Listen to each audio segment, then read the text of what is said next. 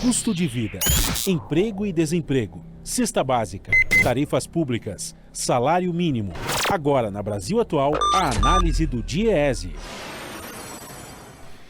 E nós vamos fazer contato agora com o supervisor do escritório do DIEESE em São Paulo, Vitor Pagani.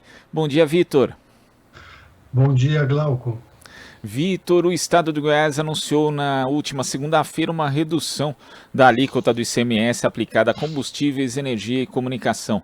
Agora, o ICMS incidente sobre a gasolina, por exemplo, passou de 30% para 17%. E Goiás foi o segundo estado a anunciar uma nova cobrança do imposto estadual após a lei complementar 194 ser sancionada na semana passada. Sendo que também no mesmo dia o governo de São Paulo divulgou a redução da alíquota de ICMS sobre a gasolina de 25% para 18%. O que pode se esperar dessa redução da alíquota do ICMS nesses dois estados e que também deve se repetir em outros estados da federação, Vitor? Glauco, a gente tem que analisar essa redução por três aspectos, né? O primeiro é econômico, né? O segundo é jurídico e o terceiro é político-eleitoral. São três aspectos que estão interrelacionados, né? Do ponto de vista econômico, é uma medida pouco efetiva, né? Porque a alta do preço dos combustíveis não é decorrente de aumento de alíquota ou de alteração de base de cálculo do ICMS, né?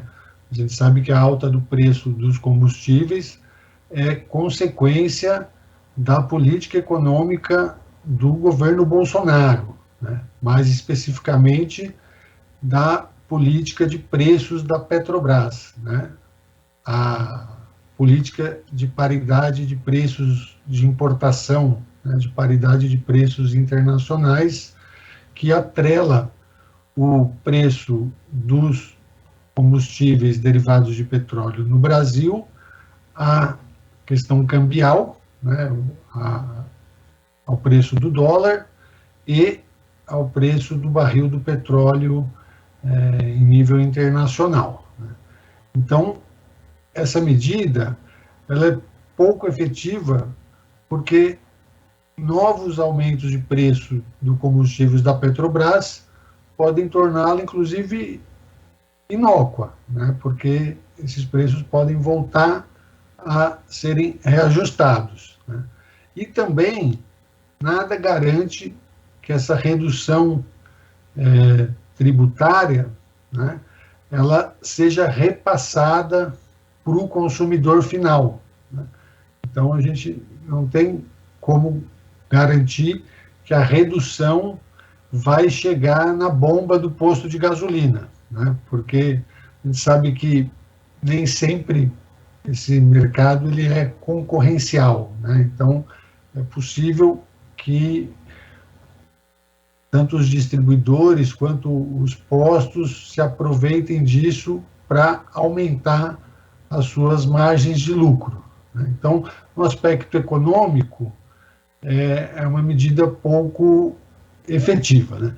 Na questão jurídica, constitucional, ela é uma medida que corrói o pacto federativo, né? Então, ela é uma intervenção, né, do governo federal nos entes subnacionais, né, nos governos de estado e nos municípios, né? Então, fere a autonomia e a governabilidade desses entes, né? Então, inclusive afetando os planos plurianuais, né, os planos orçamentários desses entes federados, né?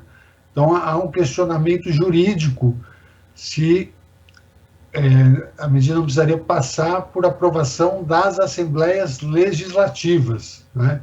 Então, é um ponto importante, porque resulta numa redução de arrecadação muito grande, né, dos estados. Pra você ter uma ideia, o ICMS é responsável por 86% da arrecadação dos estados brasileiros, né? Então, isso sem dúvida, impacta a arrecadação e, portanto, os investimentos, né, em serviços públicos, sobretudo na área de saúde e educação. Então, a gente vai ter uma redução de investimento, né, para financiamento do SUS, né, e do próprio Fundeb, né, que é responsável pelo financiamento da educação básica, né? Então, é um ponto que precisa ser considerado. E, por fim, Glauco, a questão política eleitoral, a gente tem que, mais uma vez, né, como tem sido recorrente, é uma tentativa do governo federal de transferir a sua responsabilidade para terceiros, né? Nesse caso, para os governadores e para os prefeitos, que vão ficar com menos recursos para dar conta, né, da prestação de serviços públicos às populações. Quer dizer, Vitor, vai ter pouco impacto na prática, na bomba ali da gasolina, do diesel, dos combustíveis de uma forma geral, né? Até porque nós já tivemos o preço dos combustíveis muito mais baixo do que temos hoje com essas mesmas alíquotas do ICMS, sem tirar nem pôr, né? Então, o que mostra que o problema é mesmo a política de paridade internacional praticada pela Petrobras e que é apoiada pelo governo, sim, sempre foi, né? Como era também pelo governo Temer. Agora, isso vai prejudicar, como você já falou, a questão da arrecadação dos estados e também dos municípios que têm direito a uma parcela desse ICMS. Isso pode causar, ainda mais num cenário de estagnação, problemas na prestação de serviço público em todo o Brasil, Vitor? Pode, né? Principalmente nos estados que dependem mais, né, da arrecadação do ICMS que incide sobre os combustíveis, né? Então, isso vai ter um impacto muito importante no financiamento, né, dos serviços públicos, né, de educação, de saúde, em alguns estados, como o de São Paulo, né, nas universidades públicas estaduais. Então, fragiliza, né, toda a política pública, né, na medida em que você corta a arrecadação, né, corta a receita, você tem um gasto tributário, né, para financiar, né, para manter a distribuição dos dividendos para os acionistas da Petrobras, né? Então, você está cortando, tem um gasto tributário, está cortando tributo para não mexer na política de preços da Petrobras e garantir a distribuição dos dividendos para os seus acionistas, né? E, inclusive, cuja boa parte está no estrangeiro, né? E a outra parte, que é o acionista majoritário e controlador, é o governo federal. Então, o governo federal não mexe nessa questão, não mexe na política de preços e transfere o ônus, né, para os estados e os municípios e, portanto, para a população, né, que vai sofrer ao ter um serviço de saúde pública, de educação pública de pior qualidade. Vitor, muito obrigado pela sua participação aqui no Jornal Brasil Atual de hoje e até a próxima. Obrigado, Glauco. Até a próxima.